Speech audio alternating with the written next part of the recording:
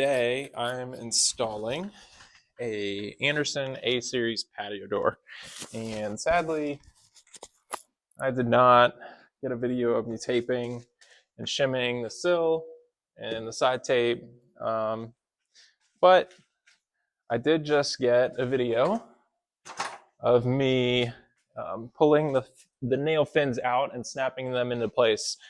Something that's really important on these nail fins is that if you kind of pull and push too hard to snap them into place on these A-series doors where the nail fin is folded in the packaging, if you pull a little bit too hard and you're a little bit too forceful with them, you'll actually crack them off. So just be gentle, start at one end and work it in, and just be gentle with it. And then at each corner on these particular doors, they have a little gasket that comes in the installation kit. And so then you just peel the backing. It's adhesive. You just peel the backing off of those and put them on. And then you caulk the little joint there on the exterior and on the interior. Those are pretty simple. It's shown very well in the instructions. So what I have to do now, since I've already shimmed the sill and taped everything, is I did this yesterday. I'm just gonna wipe everything down, and then I'm gonna put caulk on everything. I'm gonna caulk the sill, and I'm gonna caulk the side jambs, and then I just put the door frame into place. I don't have the slab in it, so I've got a couple lasers, and I'm gonna get the Hinge Jamb nice and plumb, and then I'll go ahead and put the slab in it. So I won't secure the entire door frame, but I will get it in and secured enough to support that door slab.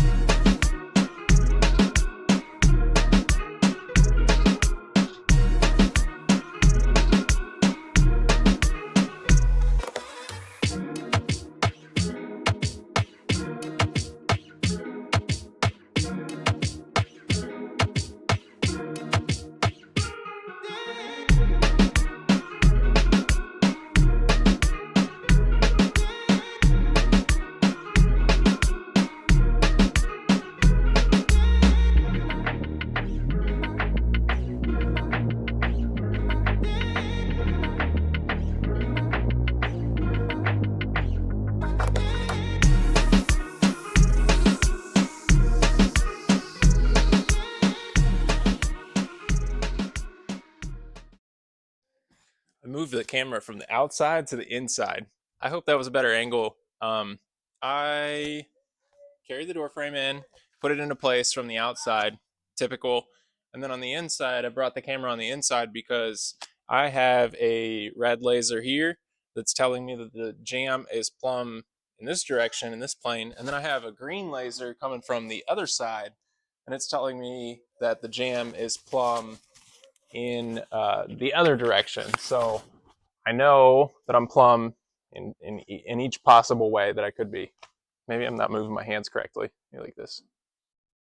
So I've put shims in here, and what I do now, this is just a 6/8 door, but on bigger doors, and even this one, I pull the top hinge over just a tiny bit. Now on the bigger doors, on the heavier doors, I pull it over, could be a 1/16 of an inch or an 1/8 of an inch, depending on how heavy they are. And then on the bottom, I push it in just a little bit. So this jamb is not actually perfectly plumb in this plane. It maybe like a 30 seconds of an inch. I know that sounds insane and crazy, but that way the top hinge, the weight of the door slab is going to pull that top hinge this way. It's going to pull it that way. And the bottom hinge is going to get pushed that way. Now, depending on the size of the door, again, I'll 1/16 of an inch, 1/8 of an inch, depending on the size of the door. But the framing, so over time, the framing will also move. Typically within the first 6 months to a year. So the bottom, this hinge will actually start to push out on the framing if the framing's not substantial. If you've got one jack stud and one king stud, it's for sure going to push it out. I don't expect this size of door to push the framing out, so I'm getting it almost perfect. But that is one method that I use to ensure that over time the door kind of settles into a good spot. If I were to put it perfectly plumb today, when the HVAC gets turned on, this house goes through a heating and a cooling cycle, things are gonna move. I'd rather them kind of fall down a little bit, like kind of sag from it's kind of like a spring tension. Like I've already got tension on the door pulling it up. So when it kind of decides to settle, it settles to the exact right spot. So sometimes on larger doors, the reveal on the jamb side on install day is actually slightly larger at the very top than it is at the bottom. This door probably going to set like perfect today because of its size. But anyway, 2 lasers. I've got this jamb screwed in. I'm going to bring the camera in.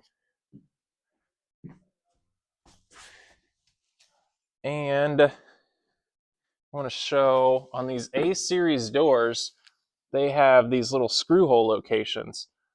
So right now, I'm not actually screwing into the hinges. I'm screwing into these locations here.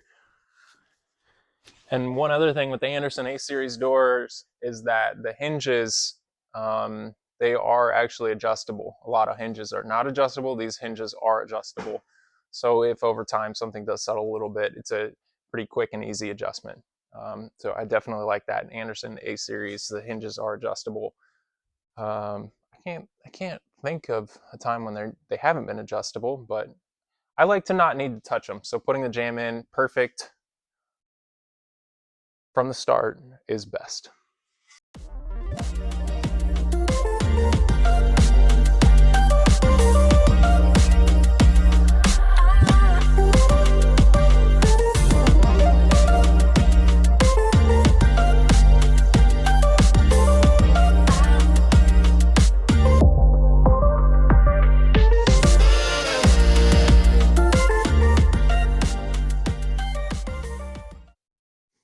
On the strike jamb, I did the same thing with the lasers. Like we got the green laser coming in this direction. I've got the red laser coming in this direction.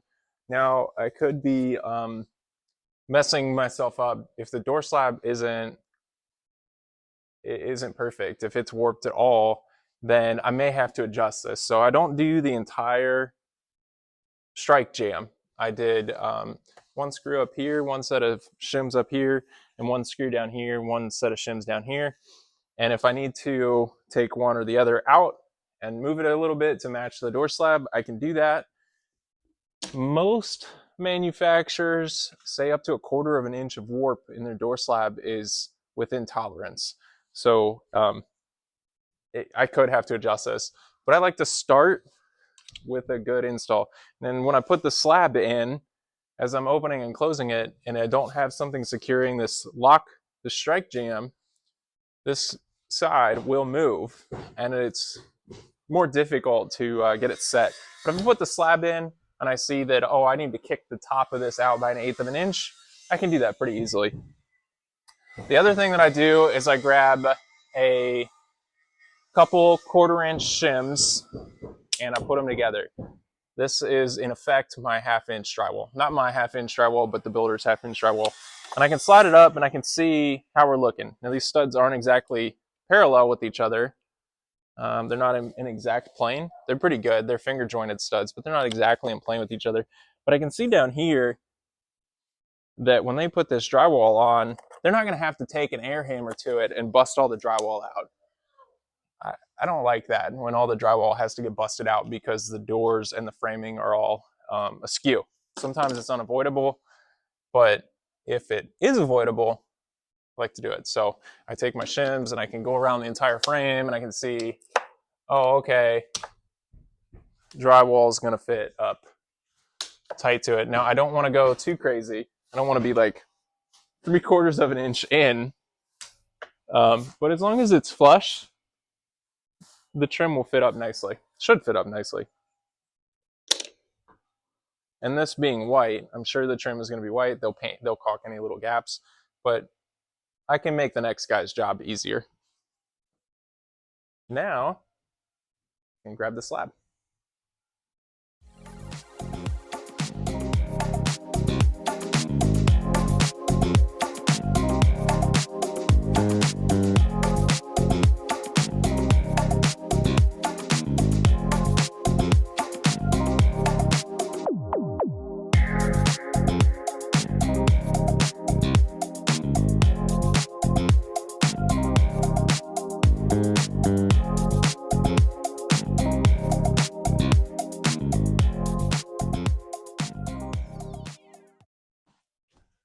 What I'm looking for on the door is that I have an even reveal all the way around the slab. So the plane of the slab actually looks pretty good. You remember I installed the frame perfectly plumb in every direction. The slab actually matches up really well. So I don't think I'm going to adjust that at all. But this slab was not originally in this frame. Andersen sent replacement frames, and so the hinges weren't adjusted to match this frame at all. So I spent some time adjusting the hinges. They get adjusted with just a small little Allen wrench, and there's a little spot in the bottom of the hinges, and there's a spot on the inside of the hinges. And what I'm doing with this one is I can actually raise or lower the entire slab. This little Allen screw in here, and then once I kind of have it where I like it, I make sure that I have an even amount of tension on all three of these Allen screws in the bottoms of the hinges. And then same thing with the other screws that are the other Allen screws that are on the hinges on this side. I'm just getting an even amount of pressure. I don't want to put my Allen wrench in and one of the screws just turn freely. But I'm not done adjusting it entirely. Seems pretty nice to me. Seems pretty easy. One finger activates the locks up here and at the bottom, so. I am slightly bummed. It is a beautiful day, so I'm not actually bummed, but I am slightly bummed that I didn't get to show you guys the tape going on, the nail fins. We were in a big, huge rush the other day, so this is a new day back here today, adjusting things and just finishing things up, and I'm going to finish the interior of the door up, but we were in a big, huge rush, so I sent Rod back here to tape over the nail fins and caulk the joint between the nail fin and the frame. Nothing too technical here. He taped it. He did a really nice job taping it all the way around. He did the sides up first, and then he lapped the top over top of the sides so that it was a shingle effect. Now we're under a huge covered porch, so I don't think water's ever really going to actually get to the doors, but tape them properly still. So yeah, anyway, he put the tape on, rolled the tape, put clear caulking between the frame and the tape, and so easy peasy. That's something that's in a lot of the other videos that we post online, so check one of those videos out. But yeah, sadly, I didn't get to show you the taping on the exterior of this door, but we'll move inside. On the interior side of the door, all that I need to do now is I need to shim under the lock strike and the multi-point strike and put some longer screws through those points. Right now they just have the screws that were used for shipping, but yeah, just put some shims back here, put the longer screws in, insulate around the frame, and that'll be it. Oh, we'll have to install the plugs over the screw holes, so I'll show you that as well.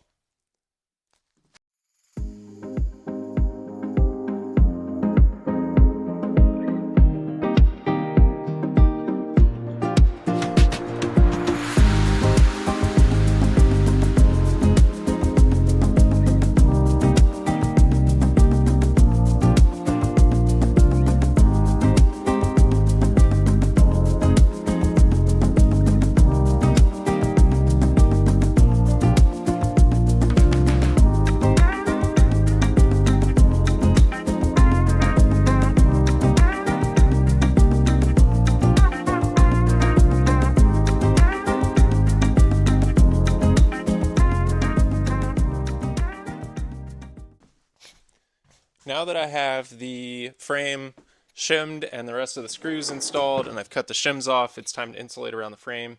Along with insulating around the frame, I like to put caulking in the little gap between the wall framing and the door frame, and I like for the caulking to come in really good contact with the caulking that was put down before the door sill was set into place. And I do that on both sides. I typically like to go up to my first set of shims.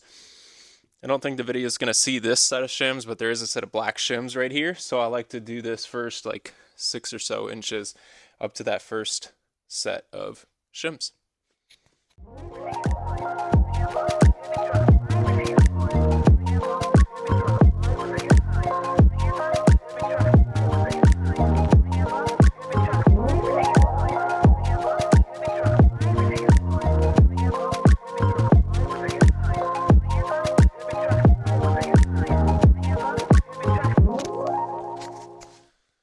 Okay, so I've put the caulking around the frame down at the bottom on both sides up to the first shim, and make sure that contacts everything really well. And then my next step is to put foam in. I've always said that I like the window and door foam. Now this is a super rigid frame, so I'm not worried at all about bowing it, but there's no reason to use anything but window and door foam.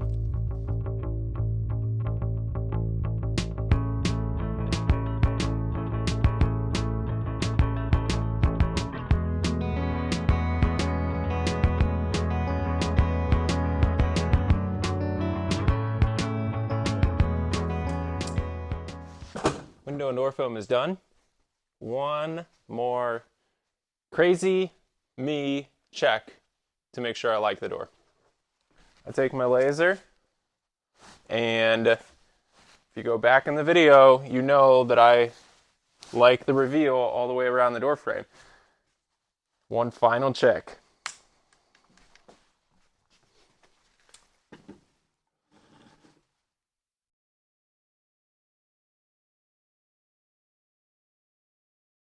I can take my laser, put it on the edge of the door slab. So not only do the reveals all look nice, my door slab is perfectly plumb. I think I'm happy. Since I'm happy, the very, very last step on this door is to install these little caps. I hope you can see this cap. These little caps cover the screw holes in the frame.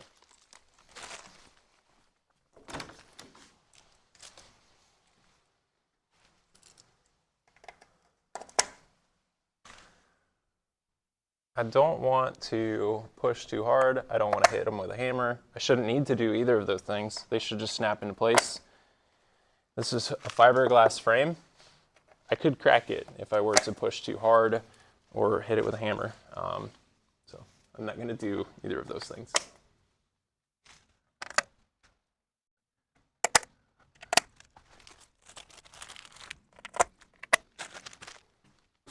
That's it.